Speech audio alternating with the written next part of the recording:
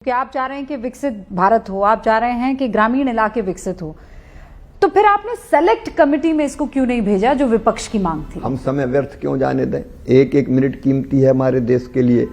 अभी बजट आएगा फरवरी में, आप जानते हैं, और हमको अगर विकसित गांव के संकल्प को पूरा करना है तो हम एक साल व्यर्थ क्यों गवाएं? तो विपक्ष क्यों चाह रहा था सेलेक्ट कमेटी? तो लोग कहेंगे विपक्ष कोई एकदम तिलक लगा के आ जाएगा आरती उतारने, ये नहीं होता।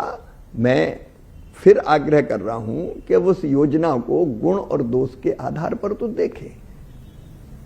और अगर तो केवल विरोध के लिए विरोध करने की आदत। अब विपक्ष को पहले एसआईआर लेके कूदते रहे, वो वोटर लिस्ट में अगर गलत नाम कट गया तो अभी दिक्कत है, वोट चोरी वोट चोरी वोट चोरी का नारा लगाते रहे।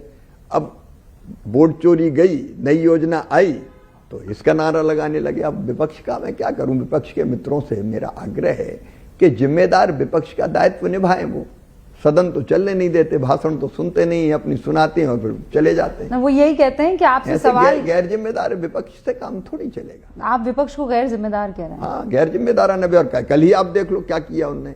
पीछे से आप दौड़ के घुस रहे हैं डिस्टर्ब करने के लिए कि बिल पेश ना हो, इसको गैर जिम्मेदारी नहीं करेंगे। ये तो अराजकता की मानसिकता वाला विपक्ष है जो कई बार ऑपरेशन सिंदूर पर सवाल उठाता है, सेना के शौर्य पर सवाल उठाता है, आतंकवादियों को महिमा मंडित करने का काम करता है। अब इसको गैर जिम्मेदार नहीं कहेंगे तो क्या कहेंगे? लेकिन ये बात जो आप कह रहे हैं, अभी आपने सुना चव्हाण साहब ने, जो कि मुख्यमंत्री रह चुके हैं महाराष्ट्र के, उन्होंने कहा कि ऑपरेशन सिंदूर के पहले दिन जो है सेना फेल हो गई थी, मतलब हम लूज कर चुके थे। फिर उन्होंने कहा जो थल सेना है उसके अंदर जो नंबर है, जो आंकड़े हैं, वो आजकल के वॉरफेयर में इतनी तादाद होने की जरूरत नहीं है। ऐसा वो क्यों कहेंगे? वो इसलिए मैं किसी व्यक्ति पर आरोप नहीं लगा रहा हूं, लेकिन जहां देश का नुकसान भले हो जाए, लेकिन अगर इस सरकार का और मोदी जी का भी नुकसान हो तो देश का नुकसान हो जाने दो। हमें खुशी है कि ये फंसे तो यहाँ, ये मानसिकता है।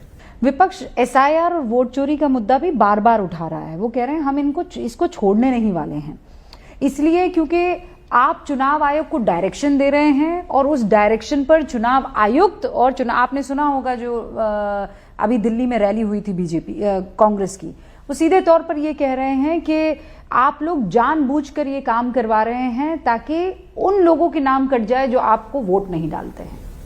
कौन ने शिकायत की कि मेरा गलत नाम कट गया? कोई आया सामने बताए तो?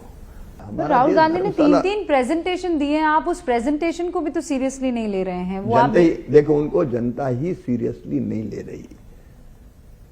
अगर वोट चोरी इतना बड़ा मुद्दा था तो बिहार में लोगों ने क्यों ये गत कांग्रेस की